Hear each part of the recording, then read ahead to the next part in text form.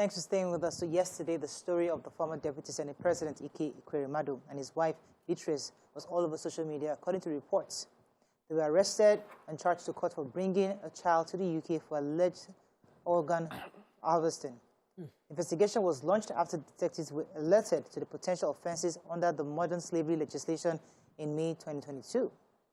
Now, there are so many angles to this story, and I think BC was trying to establish it during the paper review, and I'll let you continue with that stuff because it's important that we get the stories as we have available to us before we then dig into. So let you finish with your... Yeah, so this I read actually in The Sun. And so he took this young man from Nigeria, and the young boy claimed he was 21 years old according to the passport, and he had already written to the embassy that he was bringing him for medical treatment. Oh, God, he was a donor. Donor, yes, that's medical, yeah. And he had submitted that already before they came. But when they got there, according to the first story that the police has, said that they took this young man to the hospital. By the time they got there, the doctor questioned him, and he said he was 15. Definitely, the doctor felt he was a minor, so sent him home, that they were not going to carry out the procedures. By the time he got home, according to the story, they said they were maltreating him, which made him run away, and he stayed 2 days on the streets of London before finally he found his way to the police station and reported. And that's where they picked up Ekweremadu. When they picked him up, I think he had £20,000, which was also confiscated by the UK government. And then he was being quizzed. But another source that was close to the family said that this boy actually told, David Ugbo, actually told them that he was 21 years old, and that was the reason they had brought him. And he knew what he was coming for. But by the time he got to the UK, he started liaising with another family member who stays in the UK. And it was the family member who told him what to do, what to say, to go and report them for trafficking. So I just hope that the UK government will do a proper investigation, because this matter, it gets us. So, you know, I mean, I was reading somewhere that there's this new thing in the UK where even the Prime Minister is really, they're really investigating a lot of these organ trafficking that is ongoing. So this might just be one of those ones they just want to latch on to. But just like you said, we hope, it's like a scapegoat. We hope that the proper investigation is done, because the angles, there's so many layers. Yeah. The economic hardship in Nigeria that even lead somebody to even offer themselves, number one. The second thing is that many family members find loved ones who are willing to offer their organs. I know somebody who was able to, who offered his own, I think it was his cousin or somebody, to India at the time. His cousin or somebody needed a kidney transplant. He followed them to India willingly. So these are things that happen. Yeah. But the factors here is the underage. The second factor here is that, what was the other factor? I think slavery. He was being treated like a slave. Now, and so those are the punch words that obviously the police heard that raised the alarm. Yeah. Now, what are your thoughts? Let me come to you. I don't know who wants to go talk about on this. Jump in. So my first thought was shock. You know, when I saw it in the group, I did not even respond. And then I went to social media, and the usual thing we do, which is to judge. And everybody became the lawyer, everybody became a judge, everybody became official. They knew the maximum sentencing that could happen. Nigerians. You know, and everybody was like, no, this is our senator and all of that. And I felt like there has to be more to the story, because this it's not always black and white. And the story had loopholes. So when I now found out another information from Ubi Franklin, who is a questionable witness, because we've had him say many stories that are not true. So when I saw this, I was taking it with a pinch of salt. But his statement was that the boy in particular was trying to file for asylum, and he had been coached on the words to use to get asylum. So the kidney issue was a legitimate reason for him to go. And now that he's already there, he wanted to find a way not to have to come back to Nigeria, because according to the arrangement, he only had visiting visa on a medical ground. After which he's meant to come back. You see better life, you won't come back. Let's talk about the legitimacy for a second, because the legal way is probably what they did earlier, which is the Turkish guy that they found his they were able to get his kidney, but it didn't match according to the report. I know it wasn't there. Based on what I read, there was a Turkish organ that they got. Unfortunately, it didn't match. So that's why he now went to maybe get this young boy. Now, for somebody, possibly Nigerian. Now, the problem is that the thing is that he actually wrote to the embassy. So he wasn't trying to cover up. For somebody who was trying to organ harvest, you wouldn't try to traffic, you would not legally ask for it. You probably smuggle him somehow into the country, but you wrote a letter to the embassy specifically for this what you were going for. What could you be your intention? Yes, you know, first of all, I think a lot of us, what we saw at first was, you know, he had been caught, he and his wife, for organ harvesting. And many people went off with that headline. So until later, towards evening of yesterday, we started getting more information until this morning. So let me tell you, when I saw that headline, I thought maybe they caught them with a cooler. Already harvested organs. I'm like, what is happening? I mean, it was just so scary to see that sort of name. Because first of all, not only because he's just hugely politically influential, is that you expect someone at that level is properly educated and exposed to know this process, the proper way to go about things like that. And so when more information came that he had actually written the embassy, saying specifically that this person was coming along and for what he was coming for. So the question is, I guess we need to find out if this boy is actually 15 and homeless. 21. Because there's another thing, you need, if he's 15, that's a minor. And if he was homeless, that means it would look like you took advantage of a vulnerable child to do something like that. But if what we're hearing now is that this boy is actually 21, not homeless, but was already planning with a family, a relative in the UK to make sure that they sort of blackmail or put these people in a bad light and then get asylum. And we know that things like that happen, but we'll wait for the courts to determine that investigation to properly determine that. I would say this because I have relatives that live, my husband's relatives that live in London, and I know she's a lawyer and she says this all the time. Many Nigerians would go home, like maybe they're having children, and they decide, oh, I want someone from home that I can trust. When I go off to work, I stay with my child. She said many times they'll get a family member, the person comes agreeing that this person was coming to take care of a child. And then when they get there, they find their way to the police station and then try to seek asylum and come up with a story and claim that, oh, this person is abused. First of all, I was brought here without my consent, and then even while I'm here, I'm being overworked and being abused. So because this person almost used the buzzwords. First, homeless. You know, woman cannot hear homeless. On their age. Then slaves. You're a slave. They use that word slave. Sleeping on the couch. These are words that you get that triggers the asylum application. So we are. I mean, but there's also, let me come to Nima. There's also an economic part of this, because I was watching somebody yesterday and he was saying that, let Nigerians don't lie. 90% of you, if somebody comes to you to go, and Mr. John, you're living in shambles, I need your organ. Let me take 20, give you 10,000 pounds. You follow me to the UK. That many Nigerians will follow because of the economic hardship we have. So there are many boys, maybe this boy, I don't know if he's underage, there are many boys or many young people in Nigeria are willingly ready to offer themselves and say, use my organ. If it's just to get to the UK, no problem, I'll give you my organ. If I even need my liver, I'll dash you. Just pay the money, make sure my family is okay and everything. So this is also an economic issue, because many people in their own right way would not probably want to be willing to give up their organ for money, except for family, loved ones you want to offer yourself. But in your view, how did this also play a part in this? I'm not saying it did, possibly play a part in this guy accepting this kind of thing? I think he played a major part in this, because whether this young man, nobody kidnapped him. They didn't kidnap him from Lagos. They bought a flight ticket for him. They took him abroad, and he was clear about what he was going for. I think, you know, this new trend, people sell their toes now online. People make jokes of it. Yes. Is it true? I saw videos of them cutting toes, people without toes, you know, saying they sold their toes because of this poverty, the economic, there's hardship. And from other African countries, actually. The toe one was from other African countries. But this kidney one is a regular joke. Yes, it's been on the streets of Lagos. So this hardship don't tire me. If I can even sell one self, how many I need? Not be two. Not be two I get. I only need one. People make serious, you know, jokes of these things and make light of this kind of issues. And so in climes like that, where they have a structure, to ensure that nobody is being taken advantage of, to ensure that nobody's vulnerability is also capitalized on by somebody balanced. That's why this happened. Yesterday I felt pained on behalf of the former Deputy Senate President and his family.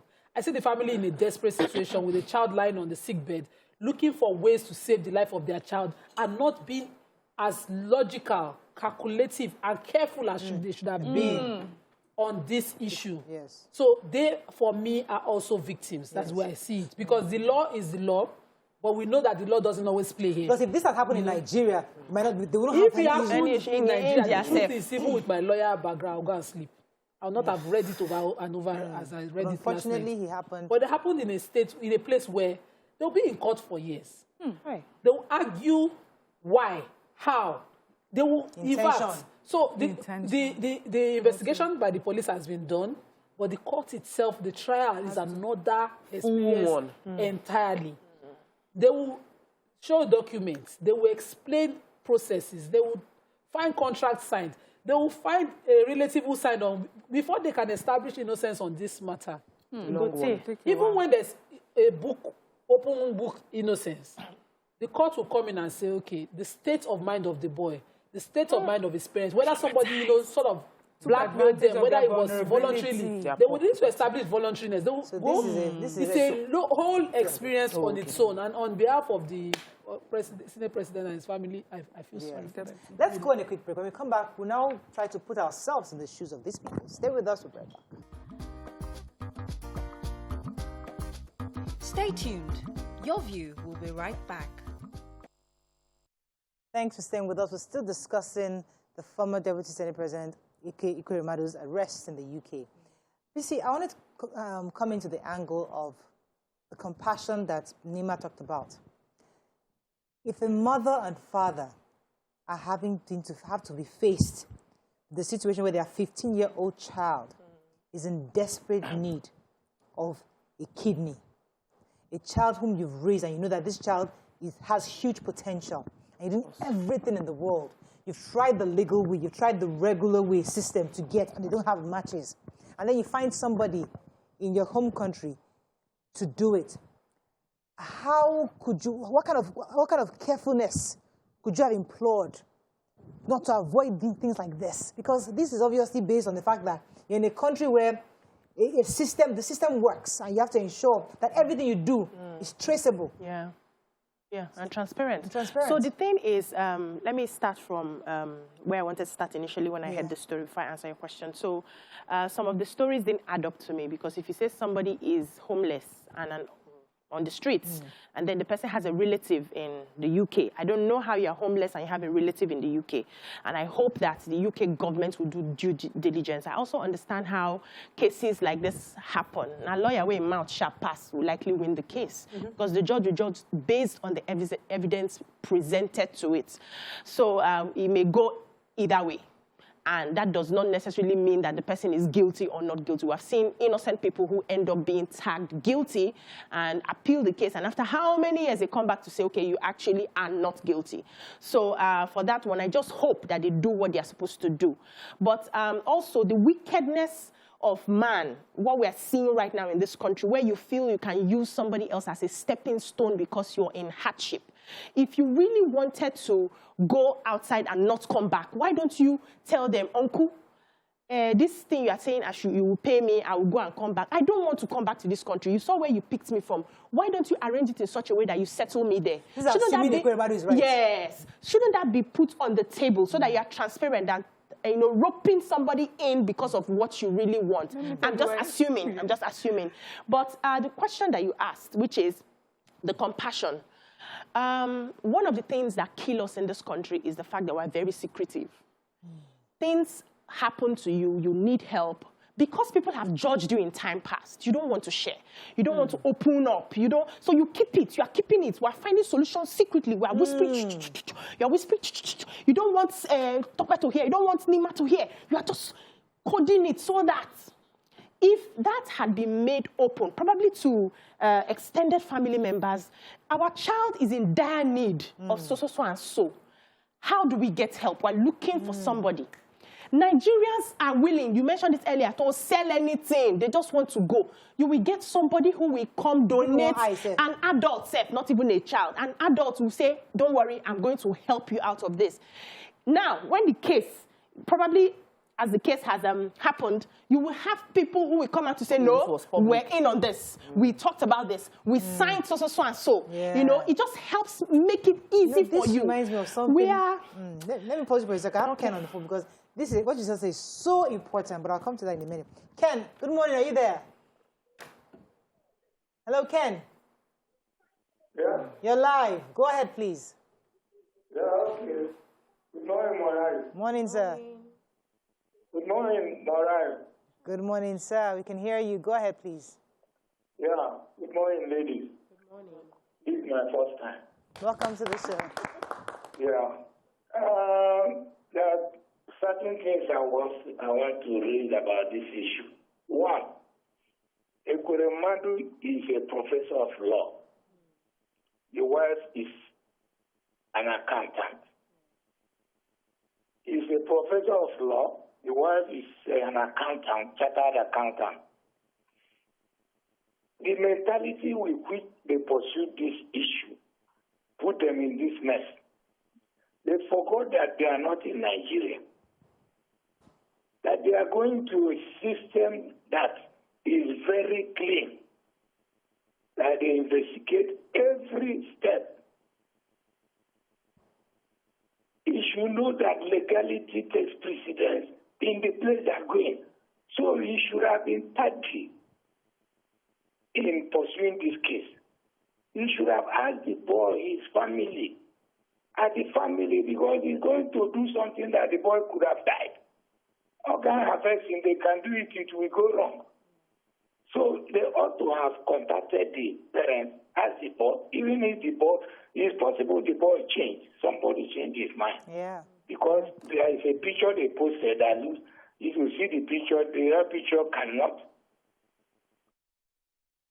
Oh, we lost that, Ken. So, you know, I was going to... Okay. Academic and a doctor. Yeah, okay, so, academic. Okay. Yeah. So, but what you said earlier reminded me of my own story. It's exactly what happened to me 11, 12 years ago. When in the early days, when people were having their children abroad, there wasn't a lot of information. Now you know that once you have your money, you can go and give birth abroad. But then, I didn't know. I just knew that I was pregnant and I wanted to go and deliver in the US. So I got my visa and I went there. Secretive, as you said, the only information was me, my husband, and my mother. But the only ones that knew that I was going to go and deliver in the US. My brother was going to receive me also in the US because I lived there before. You know, so we didn't tell people. If we had told people, we would have found out that, listen, once you have your money and pay your medical bills, you're fine. You're good. So while I got accosted when I got to Atlanta, I was lying to them that I'm not pregnant. They were looking at me like, yeah, right, you're like 38 weeks. And I'm like, I'm not pregnant. You got to be out my first pregnancy. Of course, they found that I was pregnant, and then I was arrested, and then that was what caused my ban. I was banned from the US because I lied to the federal agent that I wasn't pregnant. Wow.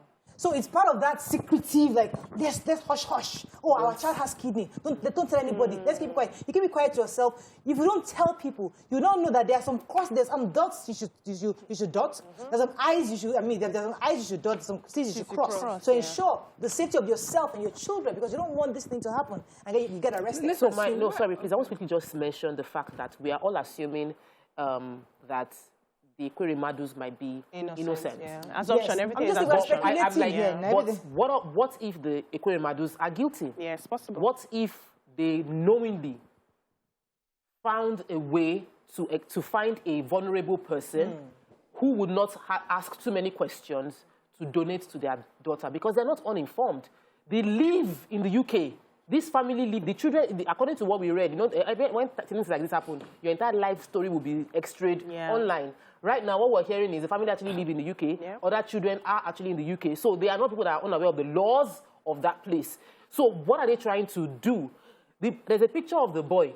If it is that picture, because you know Nigeria, they can doctor stories and bring one innocent boy and say that's the picture of the boy. But there's a picture of the boy making the rounds. If that's the picture of the boy, that boy is not 21. Do you understand? If that's the picture, he is not 21. The boy looks like a boy, which will be why the doctor might be questioning him to say, how old are you? Because you look young. Yeah. So there were many things the desperation could have made them do. And their assumption of being innocent is also until they are proven guilty. Or they are guilty until proven innocent. Yeah. I mean, the law is like innocence. Then one of the things I thought of yesterday was, I hope they had the legal and patience to have a proper documentation done by this man, where he would sign by himself that, okay, I am of this age, I'm willing to do this thing. Because if they have that, it might also be part of the things that... But he's a lawyer. We're hoping that he'd have... Yeah. So, you know, when you mentioned the word being secretive, and that really made it... so the thing is, if he is indeed guilty of trafficking someone, it will mean that he is secretive deliberately. So he would want to keep it hush-hush, because how do you tell people that you have found a 15-year-old that you're taking abroad to take that? But I still find it weird, because you know that Oyinbo people will ask questions.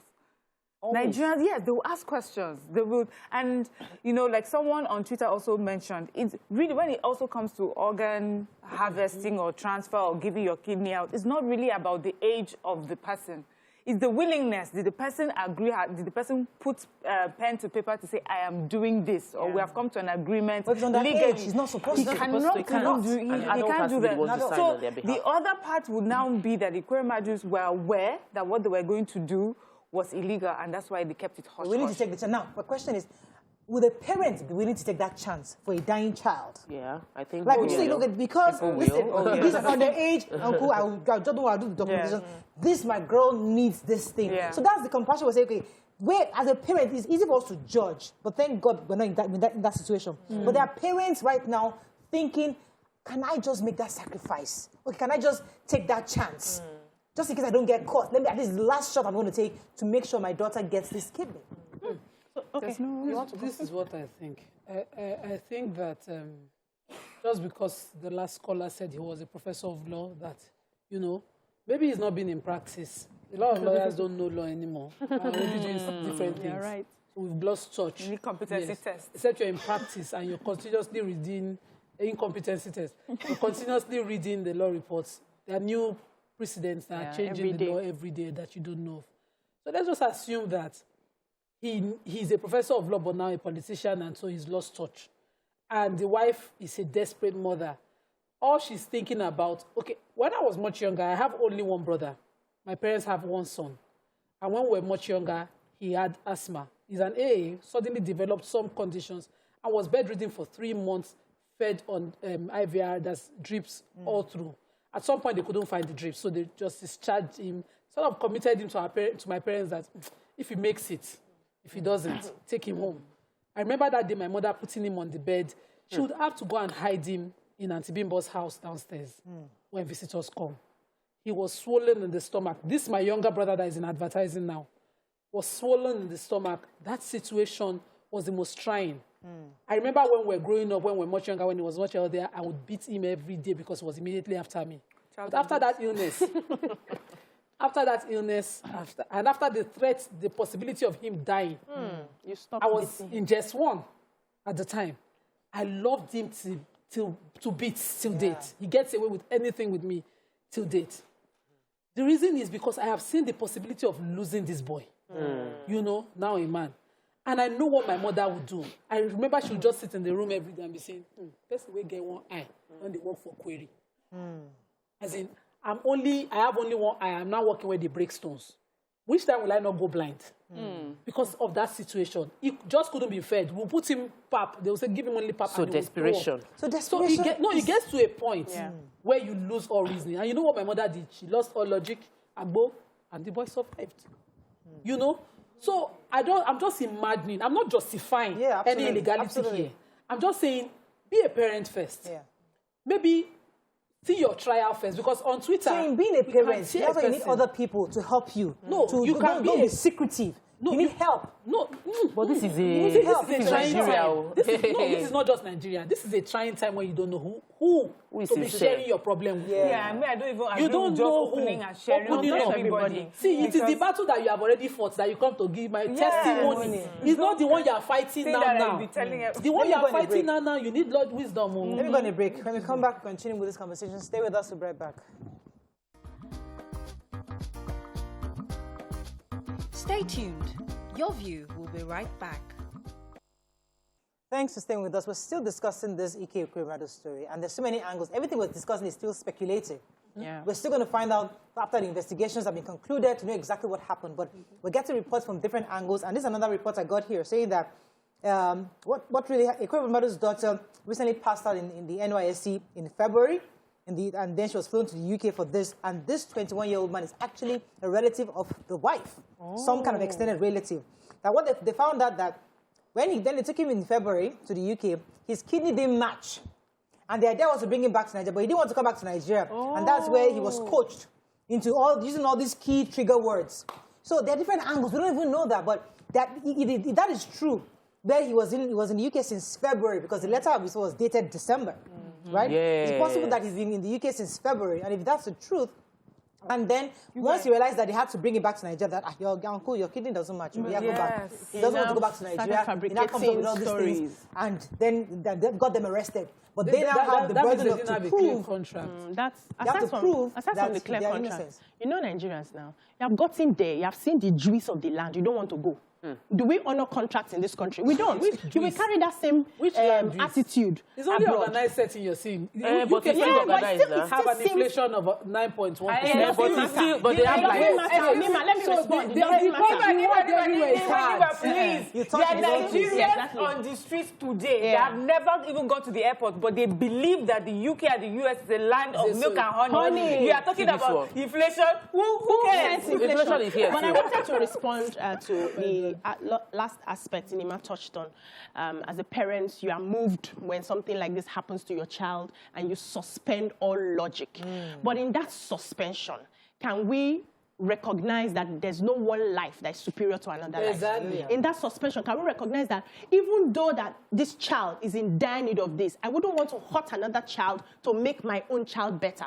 Once we understand that, then we can now, start asking questions on the right way to go. And I know that when it comes to getting organ donors, there's always a queue in the hospitals, especially abroad. They have people who have been queuing for 7 years, 8 years, and sometimes waiting for an organ. Yes. And sometimes family members are not patient enough to wait for, because you don't know how long this particular person will be. Donated. I mean, these are stories because I know a few people that are having issues with kidneys, and they're finding somebody here, one cousin, and they all travel to India with them. So it's not new. So organ donation is not a crime. No, you know that it's not a crime. Is he underage? One, is he underage? And secondly, is it with the person's consent? If the person is of age, has the person consented to do this? How about coercion? Let me take this call from Meg. Meg, are you there from Lekki?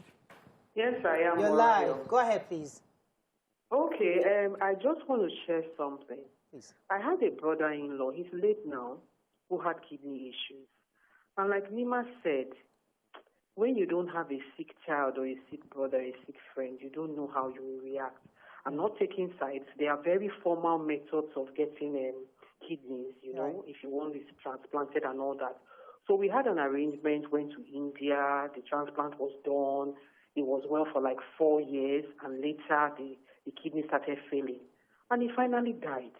So the point is, the truth of the matter is, you have to get somebody who is of age. None of us in the family could give him the kidney because either somebody was diabetic, somebody had hypertension. It just wasn't right. So we had to look outside to a hospital that is into such in Lagos, got the consent of the person, traveled with him and all of that. But the truth of the matter is, when you don't have a sick person, you don't know what you are faced with. Yeah. So for me, they would have done it properly. They probably would have gotten somebody older. All of these allegations, we don't know whether it's true or not. Right. He could have gotten somebody older. There's nothing wrong in getting somebody to give you an organ, so long as you are not selling it, so long as you are not trading it, so long as you are not using it for business. But the truth of the matter is a lot of Nigerians are selling their organs for money. Absolutely. So I think what we should just do is wait and see the investigation unravel and then know what to say from there. But again, I want to align with Nima, who said, if you don't have a sick brother, a sick friend, or a sick child, you really don't know how. Thank you so much, Meg. Because at that point, you are desperate. But we should be desperate to do the right things, because there are legal ways for getting people to donate an organ to you. It doesn't have to be through the back door, or you want to use your power over somebody. And again, abroad, people would usually ask questions for surgery.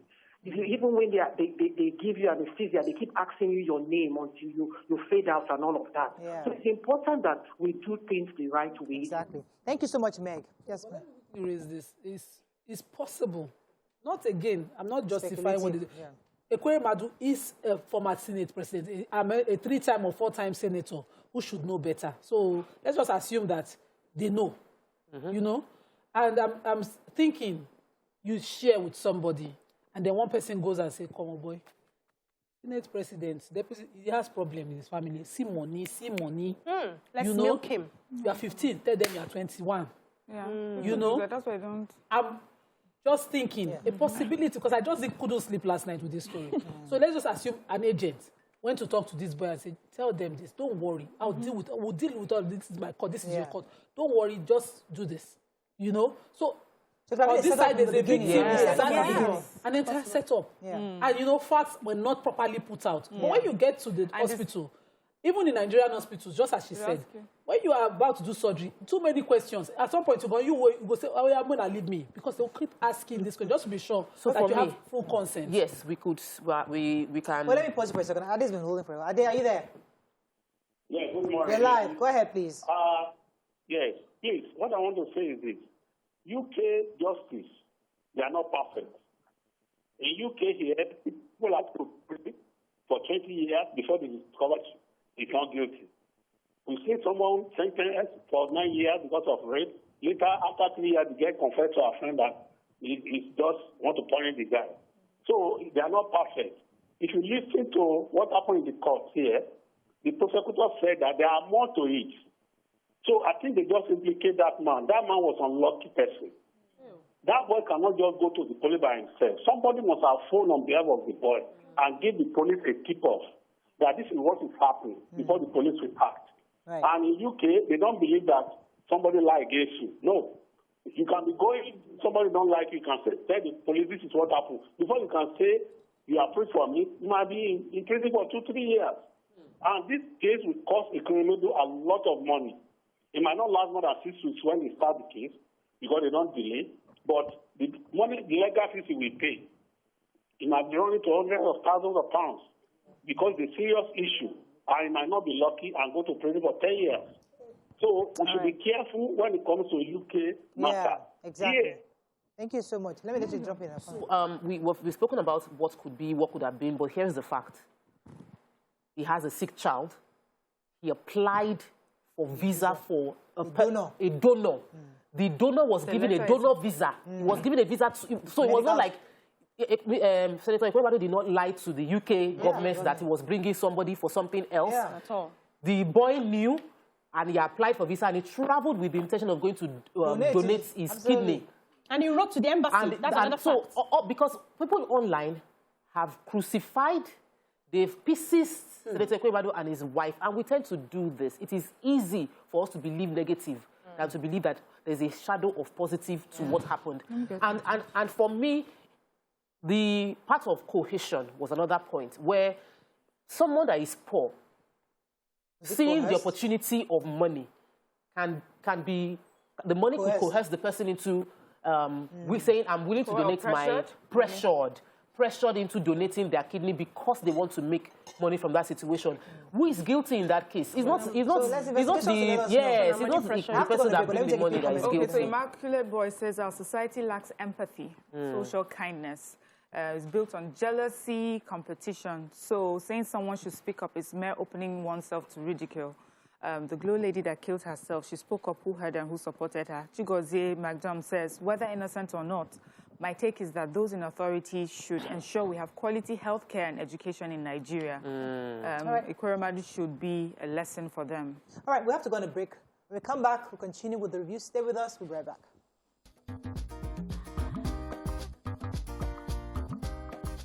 Stay tuned. Your View will be right back.